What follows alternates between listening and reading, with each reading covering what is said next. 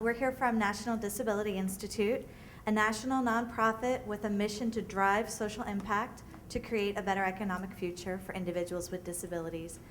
And under NDI, we work for the LEAD Center, which is funded by the Office of Disability Employment Policy to build a better economic future, leadership, employment, and economic advancement for people with disabilities. Now, for most Americans, a better economic future is intertwined with their vision of their own American dream. And it's been really great today to hear the other APSE talks because we're driving right to that point of what is an individual's American dream. For many of us, it's to live where we choose, to have a family, to have a career, maybe to purchase a home, to go to college or send children to college, pursue our passion, just share good times with friends and families. My personal dream to travel and to retire on time or even early. It could be as simple as to have savings or to just be economically self-sufficient. The American dream is as diverse as the people who make up this great country. Many of you may realize that this year, 2015, marks the 25th anniversary of the Americans with Disabilities Act. And what we don't often look at is the language of the ADA. The language of the ADA states the nation's proper goals regarding individuals with disabilities are to assure equality of opportunity, full participation, independent living, and economic self-sufficiency for such individuals. And it's that part of the ADA, economic self-sufficiency, that we'll talk about today. Unfortunately, current research suggests that we are not doing such a stellar job at assuring full economic self-sufficiency for individuals with disabilities, and I'm sure many of you in this room experience that on a daily basis. Nationally, working-age individuals with disabilities live in poverty at a rate 2.5 times that of their non-disabled peers. It's a poverty rate of 32% for people with disabilities versus 12% for people without. Participation in the workforce has actually decreased over the past few decades from 29% in 1981 to 16% in 2014. And when looking at the most basic measure of financial stability, which is do you have a bank account, recent research shows that almost half, 46.5%, of households headed by a person with a disability are not banked or are underbanked, compared to 28.3% of non-disabled households. So to be underbanked, we all know unbanked would be you don't have an account at all, but to be underbanked means that you have an account, but you still use predatory services like check cashing or payday loans. And this statistic doesn't even count people with disabilities who are not the head of household. So for all those people who do have guardianship and don't have bank accounts, they're not even counted in this statistic.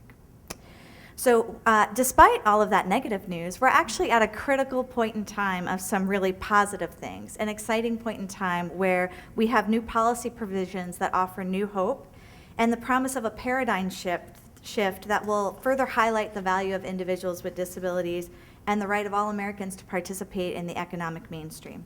Forgive me, the right of all Americans to choose to participate in the economic mainstream. Those three policy provisions are the CMS, Home and Community-Based Services Final Rule, which says that there is a new requirement that employment and/or habilitative services must offer the opportunity to control personal resources.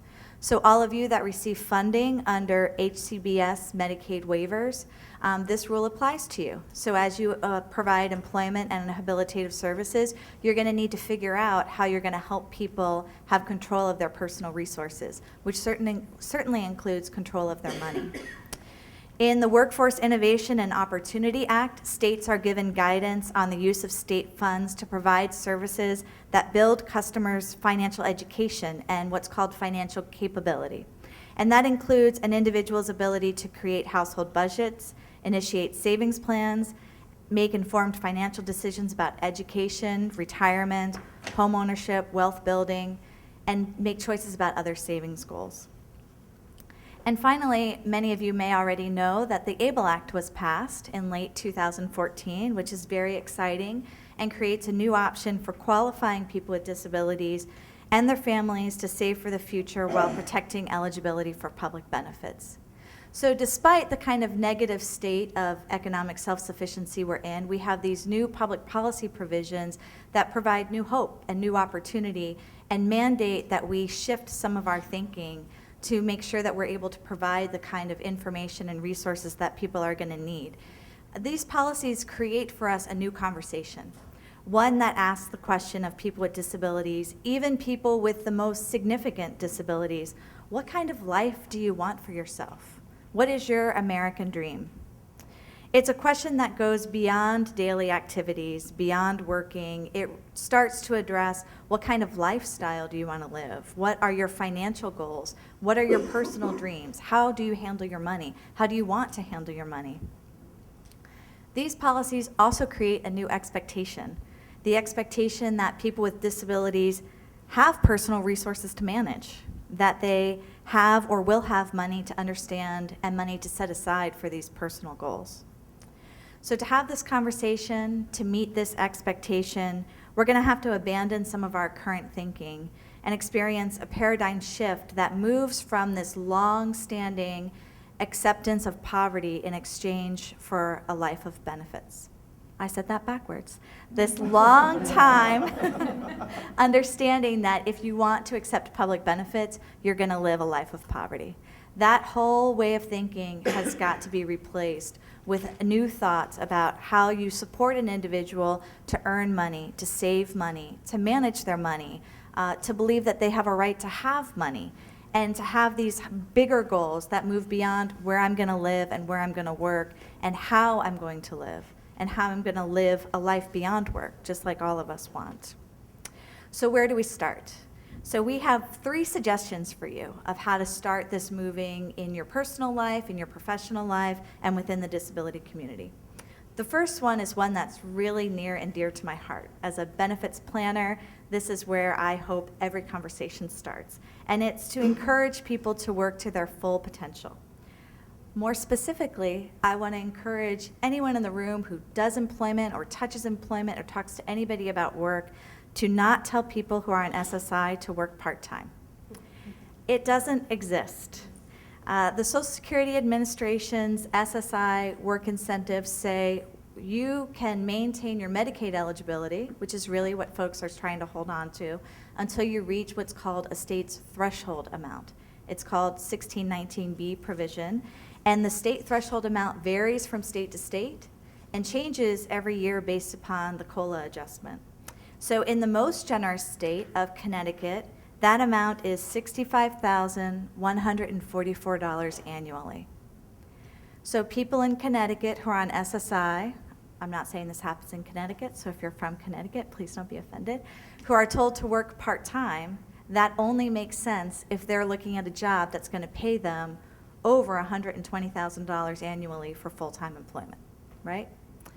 In the least generous state, sorry to say, the state of Alabama, the amount is $27,224 annually. So again, part-time, full-time, it doesn't matter. For folks on SSI, it's the 1619B threshold amount. And for people with significant disabilities who have higher than average Medicaid costs, you can actually go to Social Security and request an individualized threshold amount. So these numbers don't even apply to you. So that's step number 1.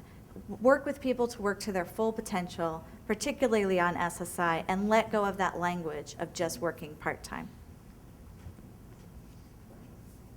The second recommendation that we have is to work on your personal financial education so that you can work with others on theirs.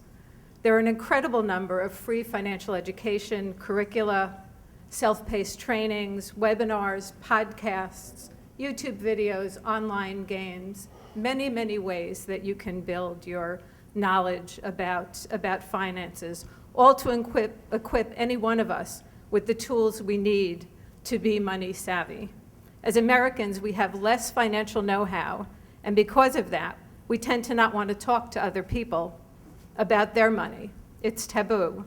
We need to start talking. We need to start learning. If you don't think you're qualified to guide someone else because of decisions perhaps that you have made, situations that you have sometimes found yourself in, those are learning experiences, as we just heard in the last in the last APSE talk. All the more reason to educate yourself. We're all qualified to do this. We all need to know this. As Elizabeth pointed out, if you work in an HCBS system, you're going to need to guide other people in being able to manage their personal resources. We need to know enough to do that. It's not taboo. We do need to talk to each other about their money. I think in the District of Columbia, you can earn close to $40,000 before your Medicaid gets affected. That's not where most people start. So it, again, the more we know, the more we'll be able to give people good guidance. And our third recommendation is simple. Ask the question to people, what is your American dream? What kind of life do you want to live? What are your money goals? What would you do if you had money? I mean, instead of saying, do you want to work? Saying, what would you do if you had money? Sometimes starts a whole new conversation. One of the things that we don't do a good job with is making sure that people see the connection between working and having money, because in many cases they're representative payees. They don't actually get to spend their money. Someone else has them deposit it right away, and they get only a piece of it. They may not know that they pay rent. There are many ways that we take that away from people. So the more conversations we can have about what resources actually are at someone's disposal, if they are getting Social Security benefits, if their state system is helping to pay their rent and paying for their staff, those are all things that are important for people to know about. So let's not just offer options we know are currently available, but explore with people the dreams that they may have for themselves. We each are motivated by our bigger wants and dreams. It's not just the activities of adult life that motivate most of us to earn money and to pay bills and to save if we're able to. It's our dream. It's the lifestyle we want. It's what we want for ourselves, for our families. It's the big ideas that we want to accomplish, our end goal that we want to keep in mind. It's what motivates us, what pushes us each day, and what could drive our money behaviors if we knew that we had access to money based on our behavior. So help people to envision possible futures for themselves and enlist other people to help people envision possible futures for ourselves. I mean, many people are afraid to dream and can't necessarily answer that question right away. Identifying the bigger dream is powerful stuff. It's the light at the end of the tunnel that defines the path that we'll all walk. It's what drives individual behaviors and choices, whether we realize it or not. And it's what we can do and what should drive services and supports. There actually is a friend in the room, if I can tell his story a little, but someone who is here today, and I'm very happy he's here today, who had a dream of owning his own home. And actually, no one else in his family, his siblings, did not own their own homes. But about, 7 or 10 years ago, he decided that that was really important to him, that he have his own home. So he engaged in supported decision making. He enlisted people who were working in a home of your own program. He enlisted people who did home financing. He enlisted support staff who could help him to understand what kind of down payment needed to happen, what accessibility accommodations needed to be made for his home, and proudly has been a homeowner who has kept up his home, has done additional renovations as time has gone on, but was singularly motivated and didn't let any of us stop until he reached his goal. That's the kind of thing that drives financial behavior. That's the kind of dream that forces people to educate themselves and actually forced all of us to become much more educated in what it takes to support someone's dream. I've been over 16 years ago. It's 16 years, okay. November will be 17. Time flies. Okay, 17 years, and Thomas has owned his own home and still is, right, of all your siblings, you're the only one who owns their own home. My baby brother, he got his. Oh, okay. But so you for a long time you were the only one, but you inspired him, I'm sure, to do that. So we encourage you to continue this conversation, and in order to continue this talk with each other and with us and to access information and resources. We encourage you to pick up some of the resources that are at the back of the room, as well as to go to www.realeconomicimpact.org. It's a national disability website, Real Economic Impact as one word, .org, or to go to leadcenter.org, which is a website that also focuses on employment, economic empowerment, and policy change to support people having better lives and helps to make the connection between employment and economic advancement. Thank you so much for this opportunity.